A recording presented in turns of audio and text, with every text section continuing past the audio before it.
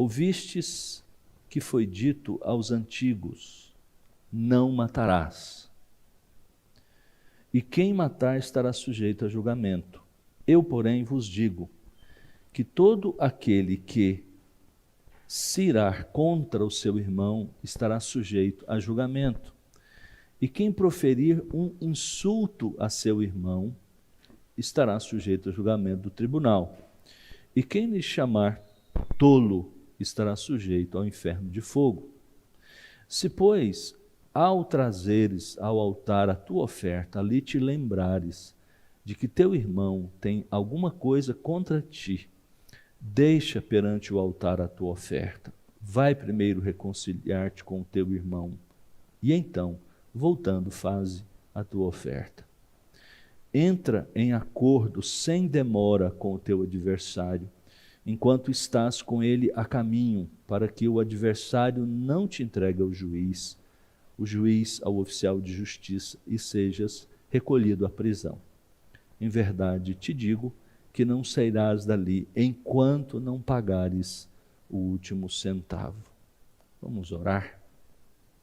Mais uma vez, peça ao Senhor para falar com você, te ministrar nessa manhã através da leitura e da explicação, da exposição, da aplicação da palavra do Senhor. Deus, nosso Pai, está diante de nós, a Tua palavra, nós lemos um texto tão desafiador, do qual o Senhor Jesus discorreu sobre ele, e essas palavras estão registradas, nós a lemos, o Espírito do Senhor inspirou o registro e agora nós estamos lendo. Ó Deus, torna viva e reverbera, ó Deus, em nós, nos nossos corações, a Tua voz, e que nós possamos ter a graça do Senhor para cumpri-la, para obedecê-la. É o que nós pedimos ao Senhor nessa hora, em nome de Jesus. Amém. A ira é um dos 7 pecados capitais, como é conhecido na tradição cristã. Sua forma única está no fato de ter origem em uma das emoções mais comuns, mais naturais e mais poderosas que, quando degenera em um pecado mortal, se transforma no pecado mais prejudicial, diz Os Guinness no seu livro sobre os 7 pecados capitais, tanto para a pessoa como para os outros, como também é o pecado que mais destrói a felicidade e a harmonia humanas. Muitas relações já foram destruídas e já feriram tantas pessoas para sempre por causa da raiva, por causa da ira. É interessante que aqui no Sermão do Monte, depois de falar da relação do Senhor Jesus com a lei, de mostrar o propósito dele ao vir em relação à lei, Jesus deu prioridade à ira, ao pecado da ira desmedida. Dos 6 exemplos da aplicação que ele faz do uso da lei na nova aliança, observe aqui, do verso 21, versos 17 a 20, ele trouxe princípios. E do verso 21 até o verso de número 48, até o final do capítulo 5, ele traz exemplos. São 6, se você observar bem. E o primeiro deles é exatamente a ira. Veja que o Senhor Jesus deu uma importância muito grande, porque ele está tratando exatamente das relações humanas, das relações de pessoas entre outras pessoas, convivência na sociedade, na igreja e também nas casas. E como bem pontuou Os Guinness, é o tipo de pecado ou o tipo de comportamento que é mais comum entre as relações humanas. Ainda ele, em seu livro sobre os 7 pecados capitais, diz que há 5 aspectos típicos do pecado da raiva: a disposição da vontade, não é meramente um sentimento; o motivo errôneo, a motivação, então; a expressão excessiva e desordenada, aquelas explosões que acontecem, alguém que está irado; também o desejo de vingança, quando isso é nutrido no coração por alguma razão, o desejo de se vingar; e o mais sutil de todos, o fácil abraço ao desprezo, a tendência que aqueles que estão irados muitas vezes manifestam em relação às outras pessoas pelo desprezo ou desprezando-as. De certa forma, todos estes aspectos estão presentes aqui no texto em que nós lemos agora. Observe bem, há uma sequência lógica e muito consistente no Sermão do Monte. Jesus falara sobre o caráter do cristão, vimos nas nossas primeiras exposições, né? As bem-aventuranças, e sobre a influência que este teria no mundo, como sal e luz, sal da terra e luz do mundo, caso manifestasse tal caráter, produzindo assim o fruto de boas obras. Agora, ele prossegue definindo melhor esse caráter e estas boas obras em termos de justiça, como a gente viu aí entre os versos 17 a 20. Esses versos que se iniciam aqui a partir do verso 21, mostram como isso deve ser feito, o que ele quis dizer por essa justiça, né? E é um contraste que Jesus estabelece aqui da seguinte forma.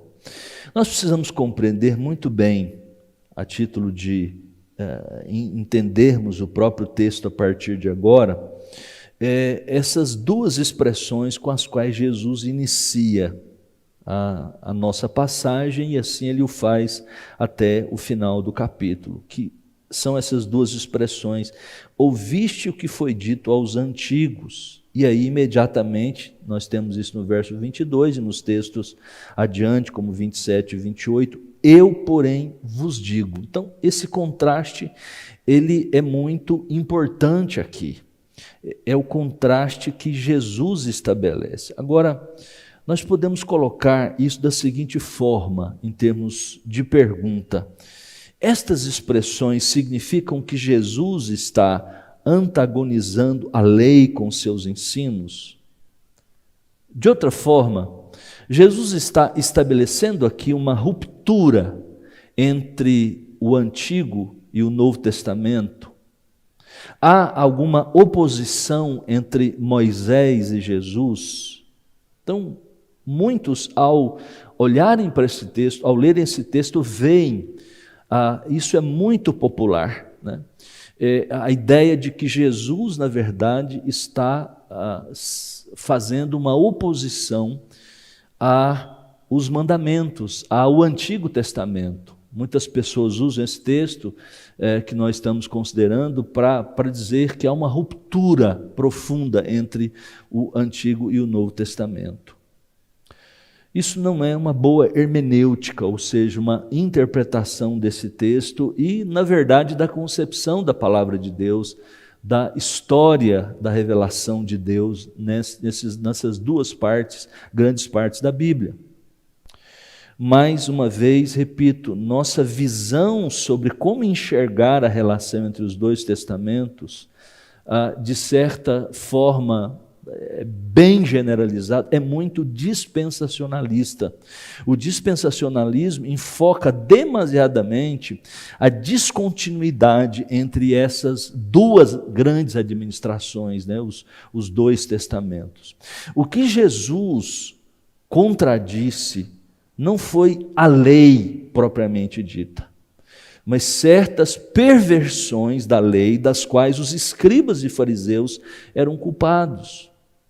Longe de contradizer a lei, Jesus a endossa insiste sobre a sua autoridade e fornece a verdadeira interpretação. 4 argumentos aqui serão suficientes para provar isso, para mostrar que o que Jesus está fazendo não é dizer, olha, eu tenho uma nova lei. Esqueçam o Antigo Testamento, esqueçam Moisés e vamos então agora para uma nova lei. Jesus não está fazendo isso. Em primeiro lugar, pelo contexto que nós acabamos de mencionar, os versos 17 a 20. Ele veio, diz o texto no versículo 17, para cumprir e não para destruir. Eu não vim para revogar, eu não vim para desconstruir. O segundo é quanto ao próprio conteúdo que nós observamos nessas 6 aplicações que ele vai fazer dos princípios já estabelecidos. Jesus apresenta, na verdade, se você perceber isso bem, e especialmente nos últimos exemplos que ele dá, a partir do verso 43, que Jesus diz que os antigos, o que os antigos fizeram, os acréscimos que eles fizeram, são interpretações dos escribas e fariseus e dos antigos, como ele menciona, das interpretações dos mandamentos. Isso ocorreu bastante no período, especialmente do cativeiro babilônico, e quando o povo perdeu a língua hebraica e começou a falar o aramaico. Então, a tradução, as pessoas não compreendiam, não liam, na verdade, o Antigo Testamento, não tinha a condição de ler, e os mestres, então, os escribas, foram criando interpretações em cima dessa lei e passando para o povo. Por isso Jesus diz, ouviste o que foi dito aos antigos, e normalmente há alguma coisa a mais, a junção com o mandamento, ou um aspecto ao pé da letra em que eles interpretam. O terceiro é em relação à fórmula usada, quando ele diz, ouviste o que foi dito. Esse verbo usado aqui, traduzido por o que foi dito, é muito interessante contrastá-lo com, em outras passagens, quando Jesus vai citar diretamente alguma passagem do Antigo Testamento, seja na lei ou nos profetas ou em alguma outra parte, ele usa no original grego, Mateus registra uma fórmula muito conhecida como está escrito, ou em grego o gegraptai. Aqui ele usa outra expressão, no sentido de emitir uma opinião. Então, em outras palavras, quando ele diz, ouviste o que foi dito, ele está dizendo que essas pessoas emitiam uma opinião acerca do que estava nas Escrituras Sagradas. E o quarto argumento é que Jesus tem um alto apreço pelas Escrituras Sagradas, como a gente vê aqui no Sermão do Monte e também em todas as partes dos Evangelhos. Se vê que Jesus ele está sempre falando, utilizando a lei do Antigo Testamento em Moisés, nos profetas, e é impensável que aqui ele esteja fazendo essa ruptura, essa descontinuidade, e como que dizendo, olha, o Antigo Testamento não serve, agora eu estou emitindo uma nova lei. Jesus discordou, em outras palavras, da interpretação farisaica da lei. Ele jamais discordou de aceitarem a autoridade dela. Antes, ao contrário, com os termos mais fortes possíveis, Jesus afirmou a autoridade da lei por ser a palavra escrita, e convocou os seus discípulos a aceitarem a sua verdadeira e profunda interpretação. É isso que Jesus está fazendo. O grande problema é que, além de acrescentar às vezes algumas coisas de suas próprias interpretações, a tendência desses líderes religiosos dos antigos era simplesmente observar a letra e falar dos atos pecaminosos em si. E o que Jesus está fazendo aqui é, além de limpar, de desobstruir o caminho que eles deram, as coisas que eles colocaram no caminho para o bom entendimento da lei, também dar Jesus o sentido mais profundo acerca da lei. Jesus ensina o sentido mais profundo destes mandamentos e depois ele ilustra. Vejamos então aqui, em primeiro lugar, Jesus aqui nos dá o princípio, o sentido mais profundo. Qual é o sentido mais profundo que Jesus ensina acerca do sexto mandamento? Note bem como eles compreendiam no verso 21. Diz assim: ouviste o que foi dito aos antigos, não matarás, e quem matar estará sujeito ao julgamento. Eles pegam duas passagens da Escritura, dos 10 mandamentos, o sexto mandamento, não matarás, e uma outra parte que também está nas Escrituras Sagradas, e quem matar estará sujeito a julgamento. Eles entendem que somente os que praticam o ato de matar é que pecam. É o que está implícito aqui.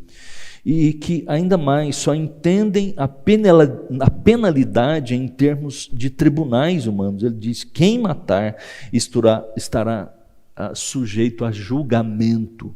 A palavra sujeito a julgamento é sujeito ao sinédrio, né? E esse é o grande problema deles. Tudo o que os fariseus entenderam com isso foi uma proibição do ato de homicídio. Mas Nosso Senhor insistiu que o mandamento, em seu verdadeiro significado, proibia não apenas o ato aberto em si, mas todas as obras más do coração e da mente que levaram a ele, como a ira injusta, como o desprezo e a linguagem provocadora. Jesus, então, faz aqui uma ampliação do sentido que eles deram ao não matarás. Jesus está dizendo: não importa o que você possa ter ouvido os escribas e fariseus ensinarem, seja deles próprios ou dos antigos, eles obscureceram o preceito de Deus. E eu, o Filho de Deus encarnado, que procuro apenas a glória do Pai e o bem dos discípulos, declaro a vocês que existem 3 graus de ódio aquém do ato real do homicídio, que expõe um homem ao julgamento de Deus como um violador do sexto mandamento, como diz um comentarista. Jesus corrige a concepção literalista dos antigos de 3 formas, usando aqui, como você vê no verso 23, 3 declarações. Primeiro, ele diz: todo aquele, e aí entre colchetes, se irar contra o seu irmão estará sujeito ao julgamento. Antes de entrar no sentido aqui dessa expressão, nós temos aqui entre colchetes, como mencionei, uma palavra só na língua grega, mas aqui no português, sem motivo, que está aqui. O que isso aponta? Aponta que essas palavras, essa expressão, ela tem um problema textual, um problema de crítica textual. Na verdade, existem diversos manuscritos do Evangelho de Mateus, alguns são mais próximos dos originais e outros são mais distantes, são cópias dos originais.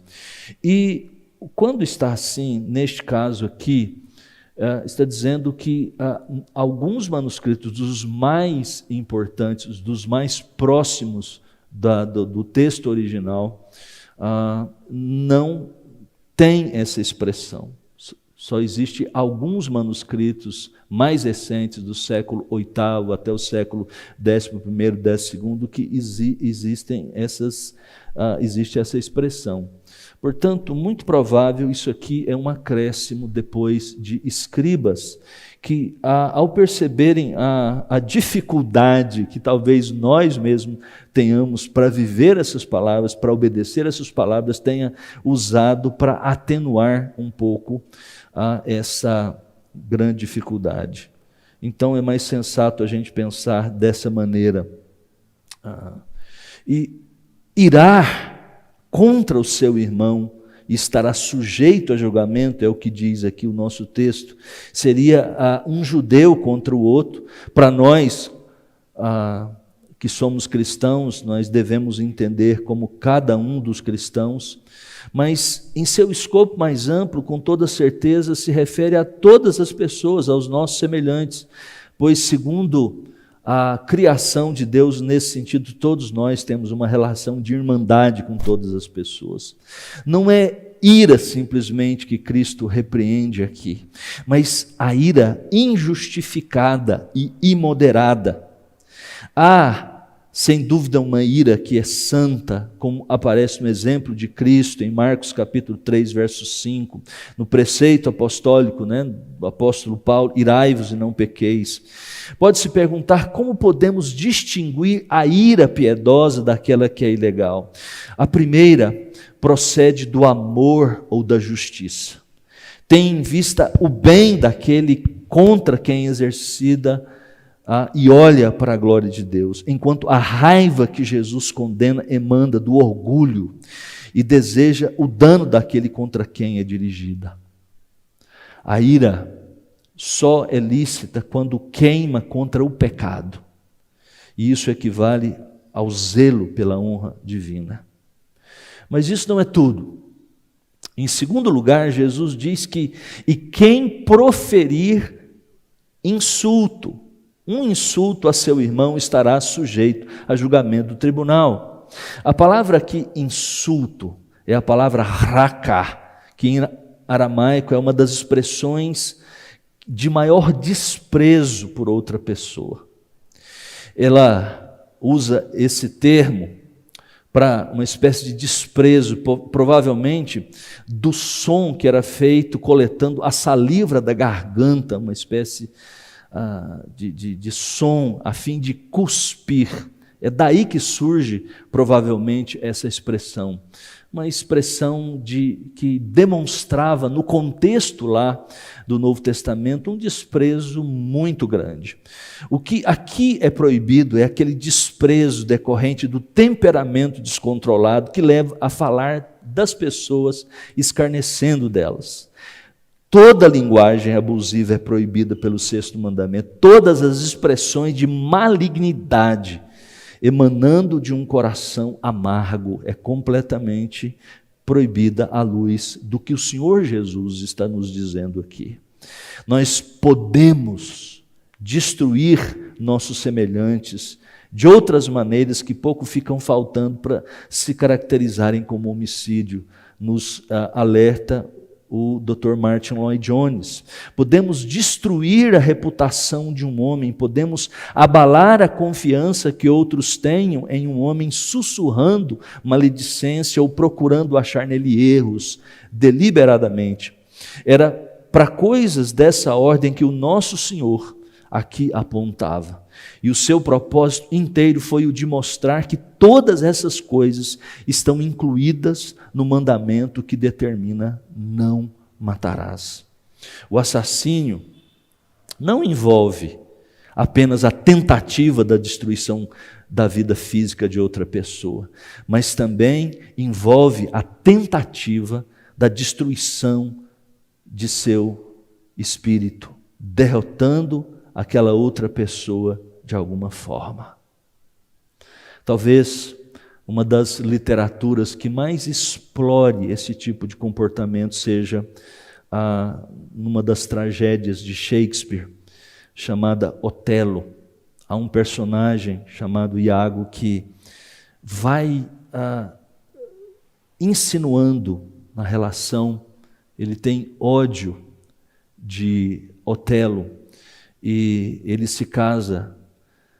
Então, todo o trabalho de Iago, e é interessante como ele descreve em toda a sua, de forma poética, a maneira como ele vai insinuando, jogando palavras, e até que, então, Otelo, desconfiando de sua esposa, ele a mata por ciúmes.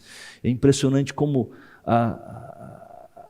ele denigre, ele consegue macular completamente a imagem da esposa para Otelo. É impressionante e isso vale a pena a gente conferir. Em terceiro lugar, A outra forma de cometer homicídio é, diz o texto, em chamar, e quem lhe chamar de tolo, diz o nosso texto, verso 22, estará sujeito ao inferno de fogo.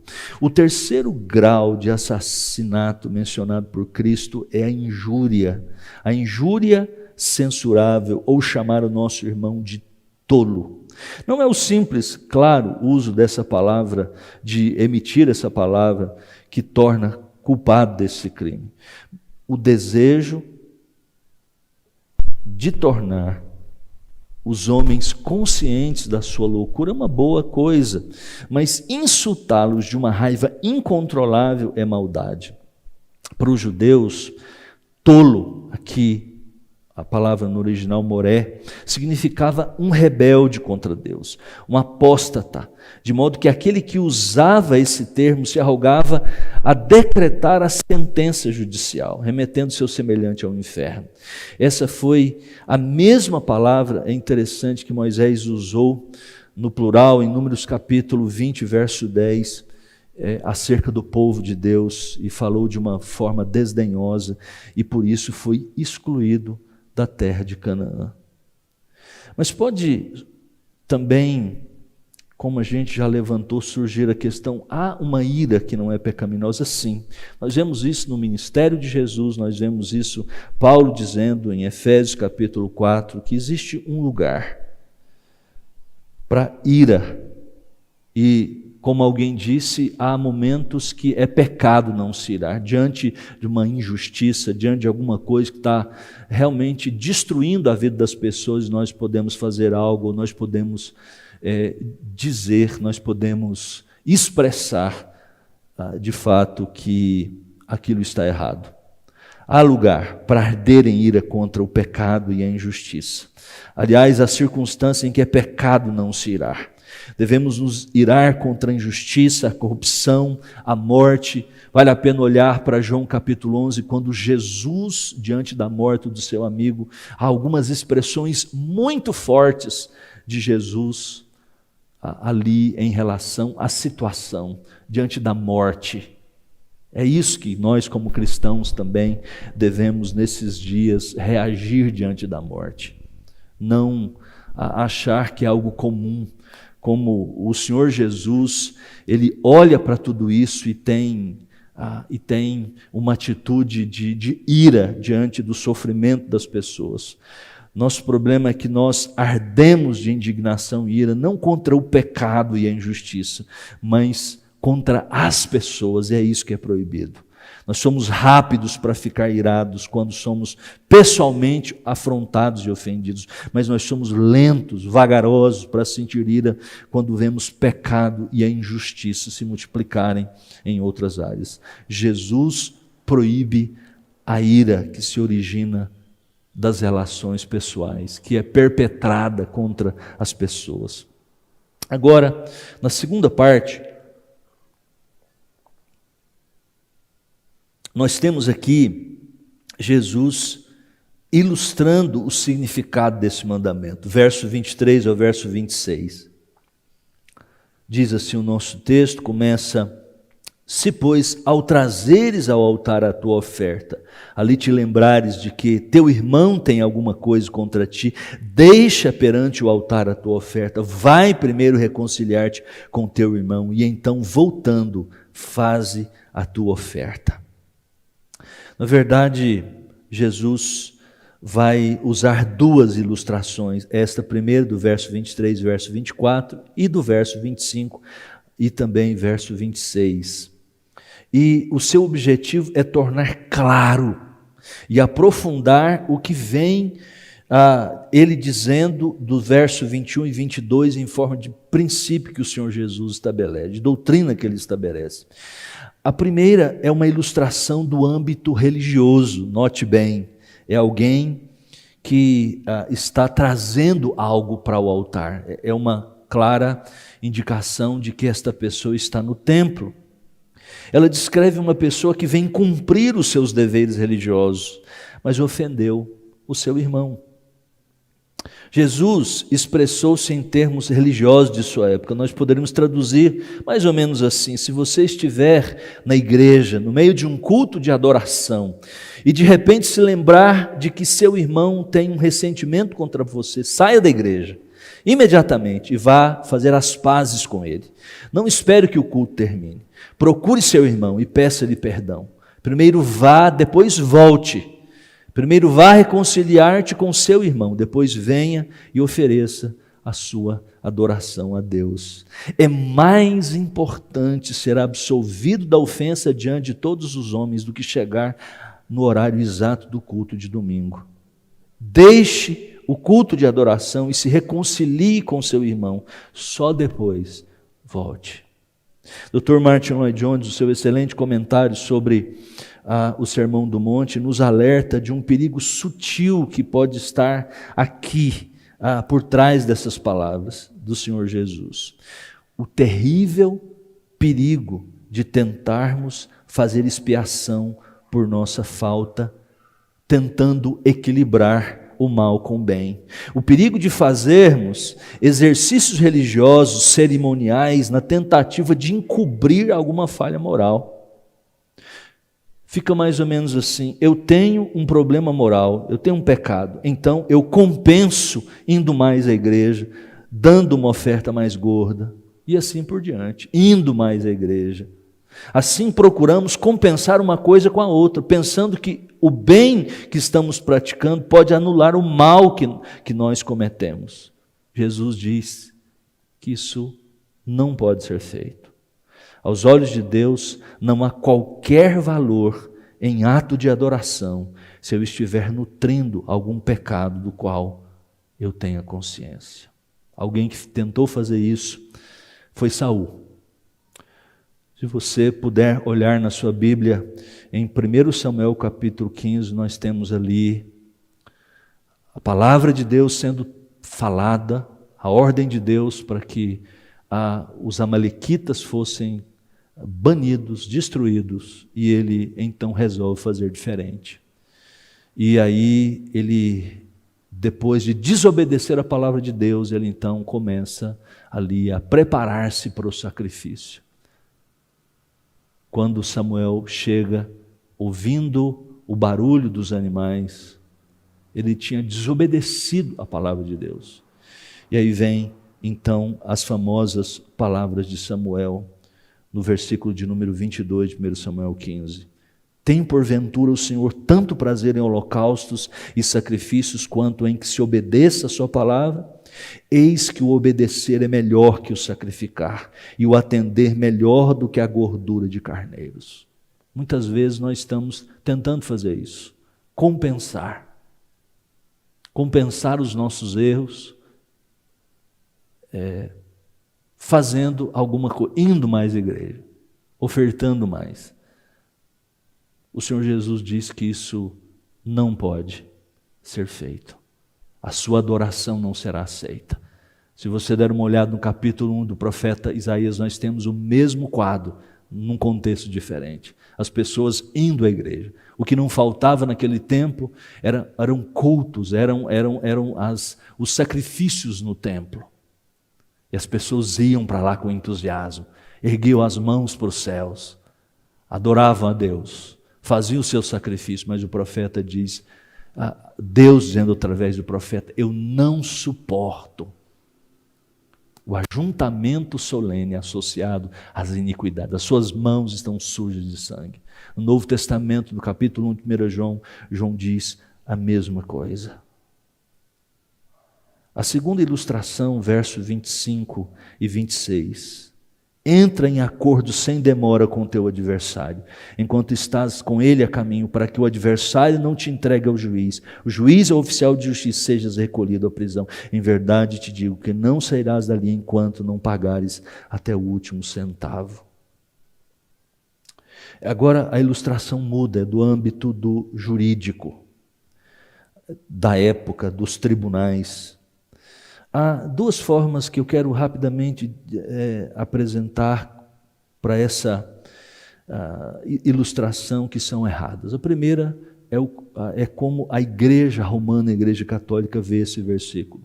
Segundo a interpretação romana desses versos, nós temos aqui o que dá suporte à doutrina do purgatório, por incrível que pareça.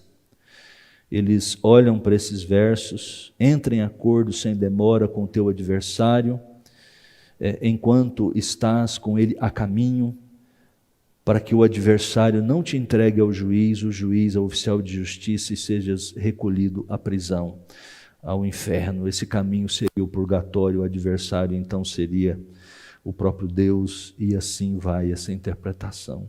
É impossível olharmos de um ponto de vista exegético que considere todas as regras hermenêuticas, entender dessa maneira. Mas também há uma interpretação entre nós de que aqui está se referindo, na verdade, à nossa relação com Deus. Pelo contexto, nós podemos olhar para esses versos e entender que Jesus continua falando, não da nossa relação com Deus diretamente, claro, isso está implicado, mas continua Jesus falando-nos aqui sobre a relação de pessoas com outras pessoas.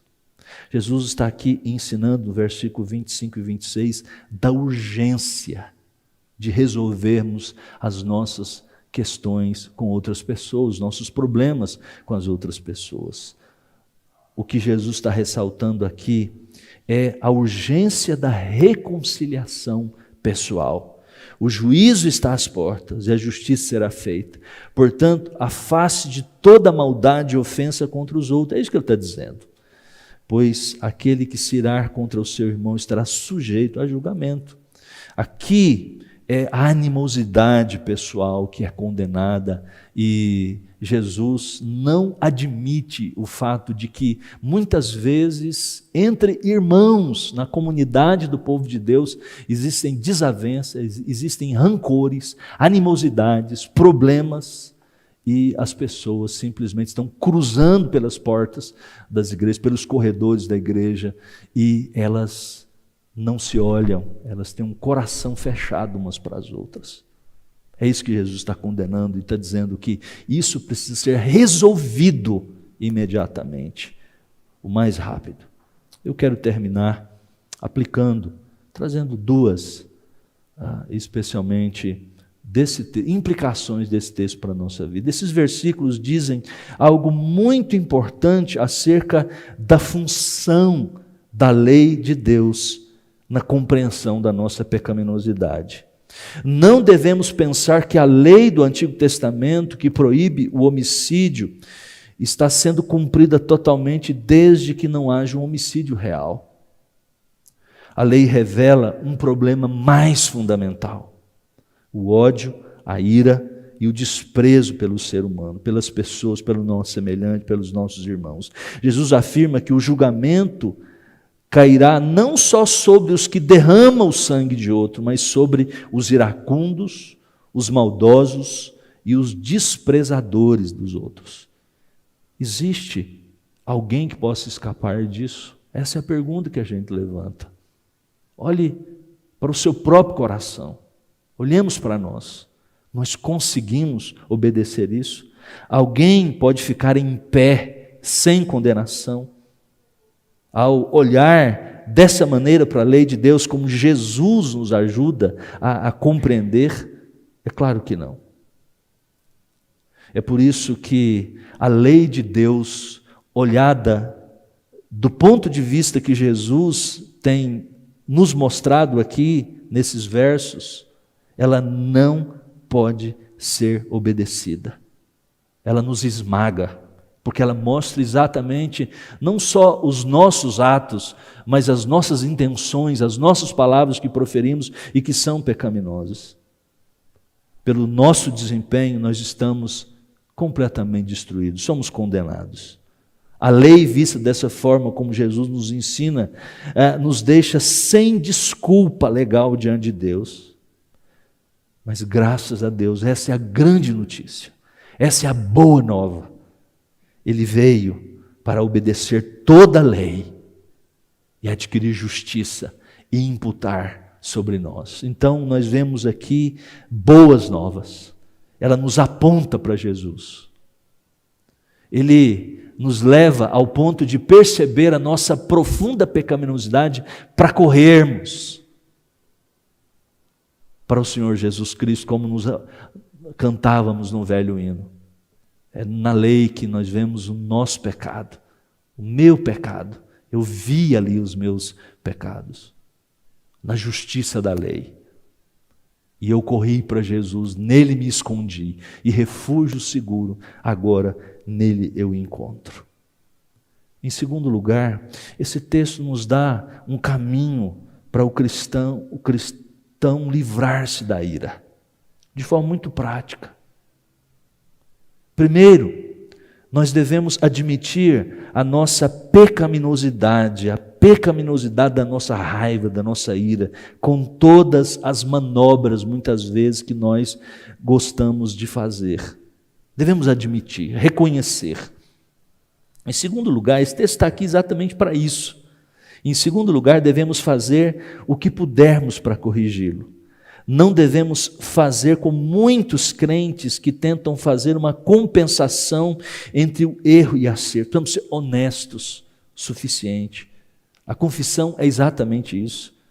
Dizermos aquilo que de fato nós estamos fazendo de errado. Assumirmos diante de Deus. E terceiro, devemos fazer o que podemos e devemos fazer imediatamente. Jesus não diz que você deve confessar e corrigir o pecado assim que puder, quando houver um tempo bom. O tempo sempre para essas coisas, como nos ilustra exatamente esse último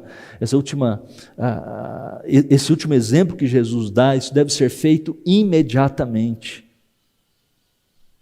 É nesse sentido que o apóstolo Paulo disse em 4:26 de Efésios: irai-vos, mas não pequeis, não se ponha o sol sobre a vossa ira, ou seja, isso é urgente, não deixe passar um dia. E a quarta etapa, na cura para a ira, é que nós devemos pedir a Deus que mude o nosso coração, porque só Deus é capaz de fazer isso e ninguém mais. Vamos orar, porque somente Deus pode fazer isso, pode nos transformar e transformar de dentro para fora. Senhor, nosso Deus e Pai Celestial, nós te agradecemos, Senhor. Agradecemos por sua palavra que nos fala, nos desafia, que nos confronta, mas também nos aponta como podemos mudar, como podemos ser transformados. Abençoa-nos. Nós te pedimos em nome de Jesus. Amém.